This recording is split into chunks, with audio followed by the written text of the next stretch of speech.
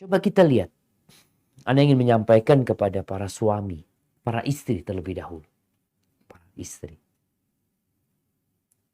Agar engkau lebih tahu apa sih yang diinginkan suami dari istri. Uang? Bukan. Ini secara umum ya. Kalau ada oknum-oknum yang mungkin menginginkan uang dari istrinya disuruh bekerja, cari duit, dia hanya menjadi lintah darat yang menyerap hasil kerja istrinya, ada. Tapi secara umum nggak kayak gitu laki-laki. Yang pertama, yang diinginkan oleh suami itu penghormatan dari istri. Jadi secara lahir atau sejak lahir, secara fitrahnya laki-laki itu memang Allah jadikan pemimpin. Kalau dia di tempat kerjanya dihormati, maka seharusnya di rumah lebih dihormati lagi. Kalau dia tidak mendapatkan penghormatan di rumah, maka dia nggak betah di rumah. Sebuah ayat yang insya Allah banyak yang hafal kaum laki-laki ya. Ar-rijalu qawwamuna 'alan nisa. Laki-laki itu adalah pemimpin, pengayom, pelindung buat para wanita. Kenapa? Bima faddalallahu ba'dahum 'ala ba'd. Karena Allah memberikan kemuliaan bagi kaum laki-laki. Kehormatan. Wa bima anfaqu min amwalihim. Dan karena laki-laki punya kewajiban memberikan nafkah. Ingat, yang wajib mencari nafkah itu suami. Dari sinilah suami mendapatkan penghormatan. Ahibati fillah. Rasulullah sallallahu alaihi wasallam beliau menjelaskan tentang kedudukan suami. Yang mungkin sebagian aktivis gender merasa kok kayaknya dizalimin perempuan. Enggak. Perempuan dihormati. Apakah seorang yang menjadi anak buah di perusahaan itu dihinakan? Tidak. Atasan butuh sama anak buahnya. Anak buah butuh sama atasannya. Saling membutuhkan sebenarnya. Tapi memang semua harus tahu dengan posisinya. Engkau sebagai apa? Oh, manajer. Tapi ada bawahanmu. Bawahanmu punya bawahan lagi. Sehingga setiap orang harus tahu. Yang anak buah hormati atasannya. Yang atasan sayangi bawahannya. Nabi SAW mengatakan, "Lau kuntu amiran ahadan an yasjuda li ghairillah." Andai kata aku boleh memerintahkan seseorang untuk sujud kepada selain Allah Jalla Jalaluh, la amartul mar'ata an tasjuda li zawjiha. Niscaya aku perintahkan seorang istri untuk sujud kepada suaminya. Bayangin. Walladzi nafsu Muhammadin biyadih. Demi yang jiwa Muhammad berada di tangannya. La tu'addil mar'atu sallallahu ala nabiyina wasallam. Seorang wanita tidak akan memenuhi hak suaminya. Seorang perempuan tidak akan memenuhi hak Tuhannya sampai dia memenuhi hak suaminya. Walau sa'alaha nafsaha wa hiya ala qatabin lam tamna'u. Andai kata seorang suami menginginkan istrinya. Ini hadis riwayat Ibnu Majah. Sang suami ingin menggauli istrinya. Sedangkan istrinya di atas kendaraan. Maka nggak boleh istri menolak. Hormati suami. Semua perintah. Orang tua memerintahkan. Kalau suaminya menginginkan dia, maaf ayah.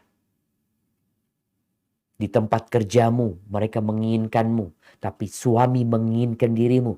Afwan, ana hari ini gak bisa masuk. Potong gaji, gak apa-apa potong gaji. Yang penting dapat menghormati suami. Itu yang diinginkan suami.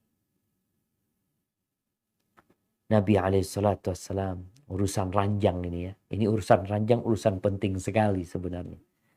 Dalam hal penghormatan kepada suami. Kenapa? Karena tujuan pernikahan salah satunya adalah melampiaskan syahwat. Bagaimana seorang suami yang capek di tempat kerjanya, yang banyak godaan di sana, sampai rumah istrinya nggak ada.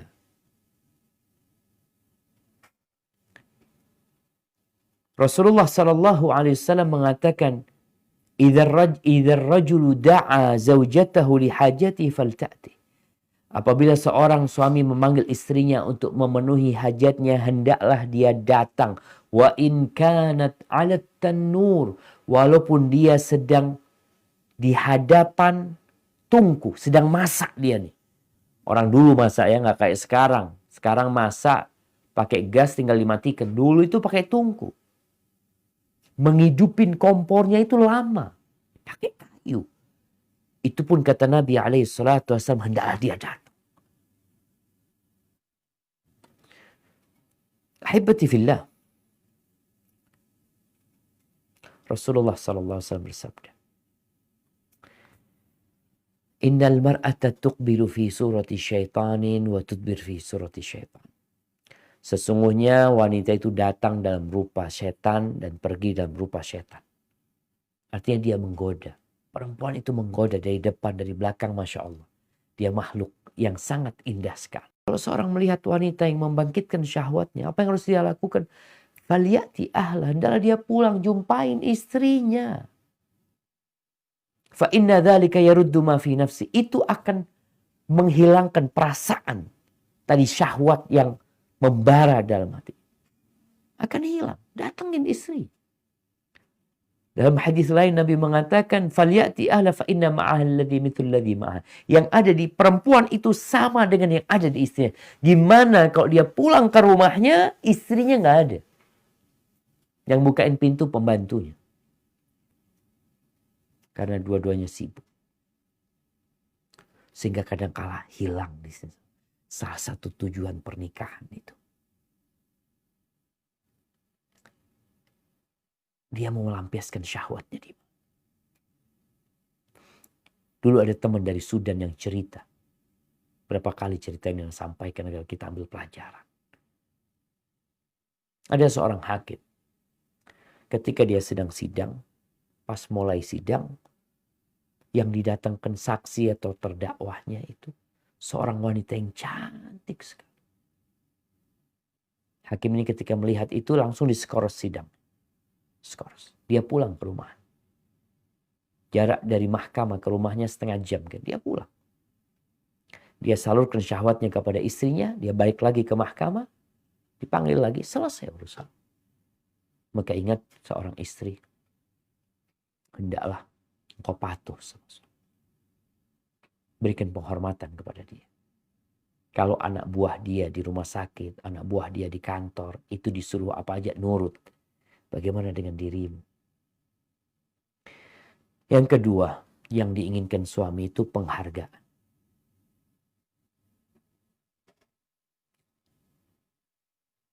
Rasul SAW ketika menceritakan penghuni neraka, beliau mengatakan kebanyakan penghuni neraka itu wanita. Kenapa? Yakfurna. Mereka kufur. Ayakfurna billah. Apakah mereka kufur kepada Allah? Enggak. Yakfurnal ashir wa yakfurnal ihsan. Mereka kufur kepada pasangan hidupnya, kepada suaminya, kufur kepada kebaikan-kebaikannya. Lau ahsanta ila ihdahunna dahr.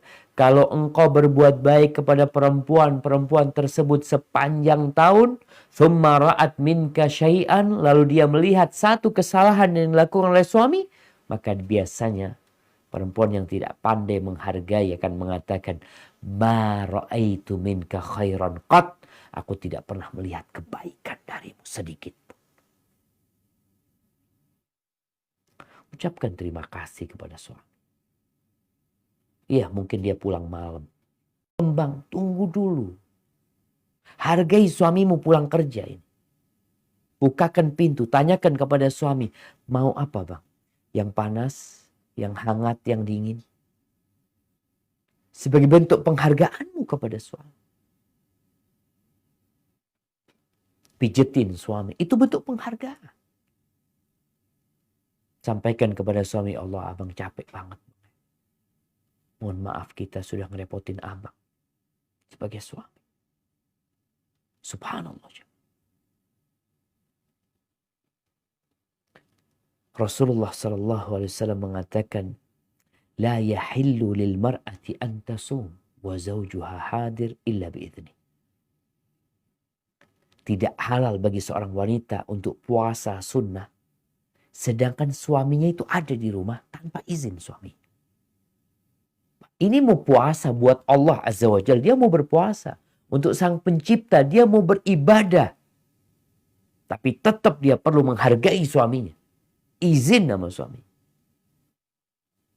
Kalau urusan ibadah perlu izin, apalagi urusan pekerjaan dunia.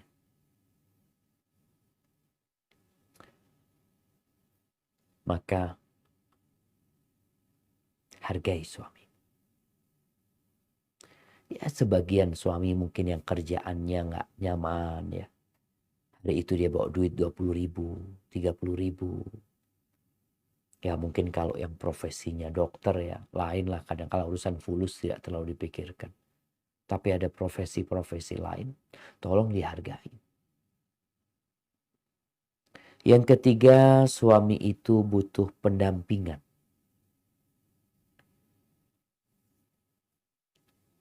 Iya. Kadangkala suami pulang kerja, istri tidak menyambutnya, istri sibuk dengan handphonenya, istri sibuk sama anak-anaknya. Dampingi suami. Dampingi dia ketika makan. Dampingi dia ketika mandi. Dampingi dia ketika hendak tidur. Ketika hendak istirahat. Rasulullah SAW, subhanallah. Bagaimana beliau menumbuhkan cinta dan kasih sayang di rumahnya. Beliau makan itu dibarengin sama Aisyah. Mandi pun kayak gitu. Sebaliknya suami juga dampingi istrinya. Ada kisah seorang suami yang lagi lapar, udah dibikin makanan sama istrinya, ditaruh di meja makan. Lalu ditinggal sama istrinya. Istrinya mau nonton televisi. Dulu nih ceritanya. Dipanggillah sang istri sama suami. Fulana, Fulana, kata dia. Dia mengatakan, saya ini bukan kucing. Dikasih makan terus ditinggal. Ini yang kadang-kala dilupakan. Apalagi kok kondisinya suami istri sama-sama bekerja. Sang suami kadang-kala sampai rumah mau makan. Yang menyediakan pembantu. Makanya kadang-kadang dia berpikir apa anak Hasan nikah sama pembantu ya. Jadi kejadian. Ada seorang yang istrinya sibuk bekerja di luar. Sang suami ini kalau pulang jarang ketemu istrinya. Dia punya pembantu di rumah. Akhirnya dia nikahin pembantu. Karena dia merasa kok anak semuanya pembantu. Berangkat kerja nyiapin sarapan pembantu. Pakaian semua yang nyiapin pembantu. Kamar tidur yang ngerapikan pembantu. Semuanya pembantu. Istri datang kerja, capek tidur, berangkat pagi kerja lagi. Nanti pulang sore. Maka tolong diperhatikan, dia butuh pendampingan. Yang keempat, suami itu butuh atraksi dari istri. Butuh hal-hal yang menarik perhatian. Makanya kata Nabi SAW ketika beliau ditanya, siapakah wanita yang paling baik? Maka jawab beliau, Sallallahu alaihi wasallam, allati idza nadarta ilaiha sarratka, yang kalau engkau memandang kepada dia, Masya Allah, dia menyejukkan hatimu. Subhanallah. Kebanyakan perempuan itu tampil cantik kalau keluar rumah. Di rumah biasa-biasa aja. Padahal seharusnya dia tahu diri. Ketika dia keluar rumah, boleh keluar rumah. Izin suami, tapi tidak bersolek seperti bersoleknya orang jahiliyah. Sedangkan di rumah, bikinlah suamimu itu lupa dengan semua kelelahan dia. Suaminya datang, istri dengan pakaian yang seksi. Dengan rias wajah yang mungkin dia panggil orang salon datang ke rumahnya. Sekarang perempuan itu bersolek sampai ke salon kapan? Kalau menghadiri pernikahan. Ada acara. Baru dia panggil salon. Sekarang ganti, rubah. Dia belajar bersolek. Mungkin selama ini dia nggak sempat ya untuk belajar bersolek karena kesibukan dia. Sekarang belajar. Ustaz nggak punya waktu. Oke, sekarang panggil tukang rias ke rumahnya. Sehingga dia menunjukkan dia benar-benar menghargai suaminya. Dia memberikan apa yang diinginkan oleh suaminya. Dia berhias untuk suaminya. Rumahnya rapi. Hidupkan dupa. Kamarnya seperti kamar pengantin. Setiap hari. Biasanya kamar pengantin tuh wangi, rapi. Tapi setelah pengantin lama udah habis. Maka tolong itu dikembalikan. Artinya kalau engkau niat bisa. Ada pakaian yang dipakai untuk bekerja tapi ketika suami datang ganti baju. Perempuan lebih suka pakai daster ya. Yang bolong-bolong kadang-kala. Yang suami ngelihat, ya Allah, siapa ini di rumah? Sampai ada kejadian jemaah. Cerita kawan di Surabaya. Dia ada suami ini pulang ke rumahnya. Dia melihat dari rumahnya, dia lagi jalan kaki, kelihatan ada perempuan lagi naik becak. Naik becak, cantik banget perempuan. Sambil tersenyum sama dia. Dia lihat siapa perempuan ini. Ternyata bininya dia. Istrinya dia. Karena ada perempuan ketika bersolek berubah jadi cantik sekali. Tapi itu untuk keluar rumah. Sekarang enggak. Untuk di dalam rumah. Yang kelima, yang diinginkan suami dari istri itu suara yang lembut ya. Enggak teriak-teriak. Ada sedikit manja sama suami. Memanggil suami, memanggil anak-anak. Kayak di rumah itu suasananya, ya Allah, sejuk banget gitu. Karena ada istri yang kalau ngomong sama suami, angkat suara. Teriak-teriak. Enggak, suami dulu yang angkat suara.